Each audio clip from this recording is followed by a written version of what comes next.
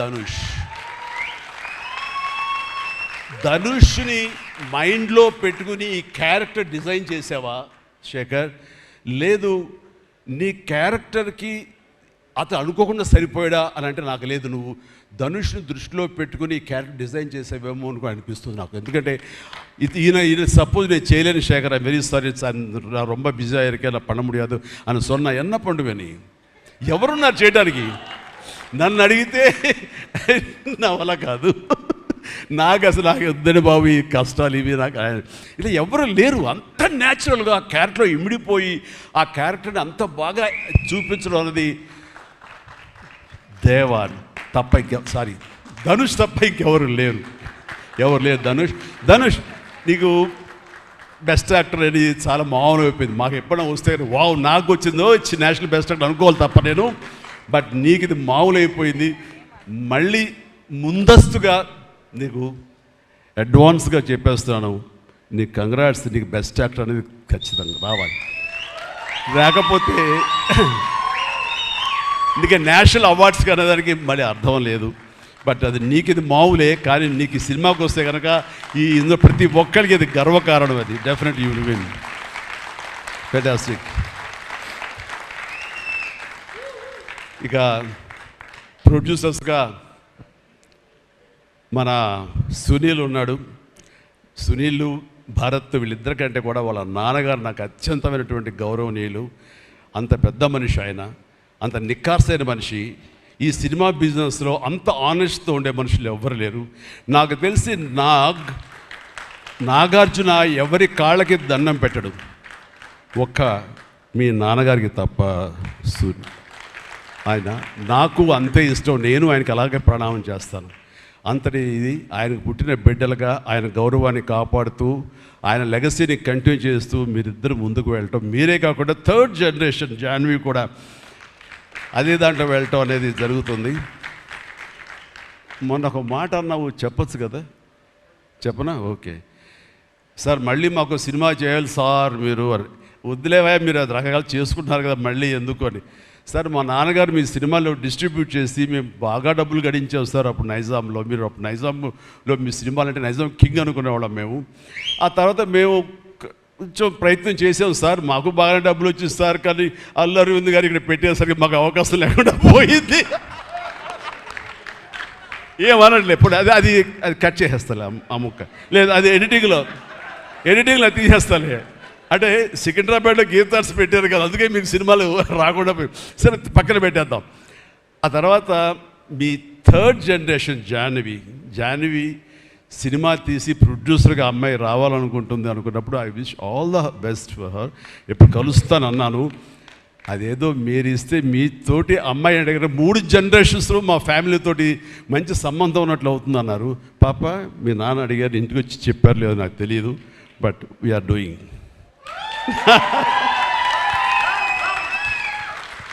ధనుష్ చేసిన ఛాలెంజింగ్ లాంటి క్యారెక్టర్స్ వద్దమ్మా. ఫన్ ఓరియంటెడ్, మాస్ ఓరియంటెడ్, మనది సరదాగా గ్లామర్ ఇంతే. Okay right.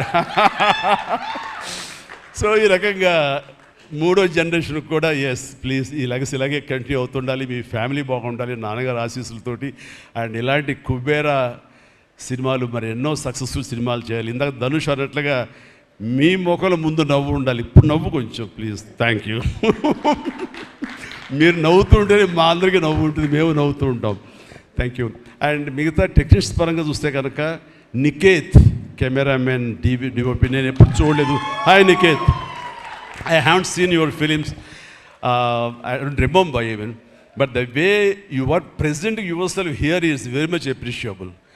I could see the energy, what you are pouring here, definitely it will reflect on the stage. Otherwise, Nagarjuna would have been praised you so much. And you also grab my attention. And future, I don't know, yes, maybe. And you have done a fantastic job. So initially when villain scenes are happening, that time I could see the top floor swimming pool. There I could see the richness of the film. So hardly they would have spent anything. So riches comes not because of the money. Riches comes with your viewfinder. So that way our credit goes to the whole film has grabbed attention and it looks very rich. So definitely, please, I will awaiting you in future, and all the very best. Good luck. Done a great job as far as the camera is concerned. And then మా యోగేశ్వరుడు మా పెద్ద అనుకోండి పాపం లేని వయసు వద్దు sir, కూర్చోండి sir, మీరు లెగించండి please sit down, take your seat. కూర్చో సార్, మీరు లెగదు సార్, మమ్మల్ని ఇబ్బందిగా ఉంటుంది. ఇద్దరం చాలా నువ్వు అనుకుని మాట్లాడే పరిచయం మాకు శుభలేఖ సినిమా నుంచి 1980 నుంచి వీఆర్ వర్కింగ్ టుగెదర్. ఈ మధ్యకాలం వరకు కూడా ఎప్పుడైనా సెట్కి వస్తాడు, రాగానే సినిమా అడుగుతాడేమో, నెక్స్ట్ సినిమా ఏం చేద్దాం అడుగుతాడంటే, బాబాయ్ ఈసారి మీ ఇంటి నుంచి నాకు ఆవకాయ పచ్చడి రాలా అంటాడు. Mango pickle, as for mango pickle from my house. So ఈసారి పంపించాను బాబు, వస్తుంది. శుభం, ఫెంటాస్టిక్. నువ్వు ఈ వయసులో కూడా ఇంత బాగా పనిచేస్తున్నావు, ఇంత కష్టపడుతున్నావు అంటే కనుక అవసరమా అనిపిస్తుంది. రిటైర్ అవ్వచ్చు కదా, హ్యాపీగా రెస్ట్ తీసుకోవచ్చు కదా అని. కానీ మన సోల్స్ అవే, రిటైర్మెంట్ అది తీసుకోలేము. కష్టపడి పనిచేయటంలోనే మనకు ఆనందం ఉంటుంది, కష్టపడి పనిచేయటంలోనే ఈ ఇష్టమైన పురుషుల్లో మనం ఉంటాం. మన లాంజివిటీ ఉండాలి అంటే మనం ఇందులోనే ఉండాలి ఖచ్చితంగా. అండ్ భగవంతుడు ఇంకా సంపూర్ణ ఆయురారోగ్యాలు ఇవ్వాలి. నాన్నగారు ఆయన పనితనం నాకు గుర్తుంది, ఆయన దగ్గర కూడా పనిచేశాను నేను, అలాగే ఇప్పుడు నీతో కూడా పని కొనసాగిస్తున్నాను. అండ్ ఈ సినిమాలో నువ్వు పార్ట్ అవటం అన్నది it is great, wonderful Tharani, please. And ఇక్కడ చూస్తుంటే యంగ్స్టర్స్ ఎంత ఎంతూజియాస్టిక్గా ఉన్నారంటే, వాళ్ళందరినీ పేరున నేను పిల్లలని కానీ యంగ్స్టర్స్ అంటే ఇండస్ట్రీ ఎంత ఫ్రెష్గా, ఎంత యంగ్స్టర్స్ తోటి ఎనర్జీతో ఉంది అంటే అంత అయితే కాదు. నాకు అనిపిస్తుంది, అబ్బా మన ఇండస్ట్రీ ఏమైనా ముసలిదైపోయిందా అని అనిపిస్తుంది అప్పుడప్పుడు అద్దంలో మమ్మల్ని మేము చూసుకుంటూ. కానీ ఈరోజు ఇక్కడ చూస్తుంటే కనుక ఇంతమంది యంగ్స్టర్స్ తోటి అండ్ చాలా బబ్లింగ్గా చాలా బాగుంది. ఈ ఇండస్ట్రీ కొనసాగాలి ఎలాగే అంటే కనుక మీలాంటి యంగ్స్టర్స్ రావాలి. ఇలాంటి యంగ్స్టర్స్ వల్లనే మేమంతా పుంజుకుంటాం. నేను ఈ రోజున కొత్త డైరెక్టర్స్తో పనిచేస్తాను, అనిల్ రావుపూడి కానీ, బాబీ డైరెక్టర్ కానీ, వశిష్ఠ్ కానీ, ఇలాంటి యంగ్స్టర్స్ పనిచేస్తుంటే ఎక్కడ లేని ఎనర్జీ వాళ్ళ దగ్గర ఉంటుంది, వాళ్ళ నుంచి కొత్తను ఉంది. నేను వాళ్ళకి అనుగుణంగా నేను మారిపోతుంది తప్ప నాకు అనుగుణంగా వాళ్ళు ఉండాలని కోరుకోవట్లా. నా సక్సెస్ అక్కడేమో అనుకుంటున్నాను నేను. ఆ రకంగా old wine in new bottle అన్నట్లుగా ఈ సమయంలో వైన్ గుర్తుకొచ్చింది, సారీ. అండ్ అలాగా ఇదే ఎనర్జీతోటి, ఇదే యంగ్స్టర్స్ తోటి ఇండస్ట్రీ కలకలాలని కోరుకుంటున్నాను. And last but not least my brother, నాకు బిడ్డతో సమానం, దేవిశ్రీ ప్రసాద్.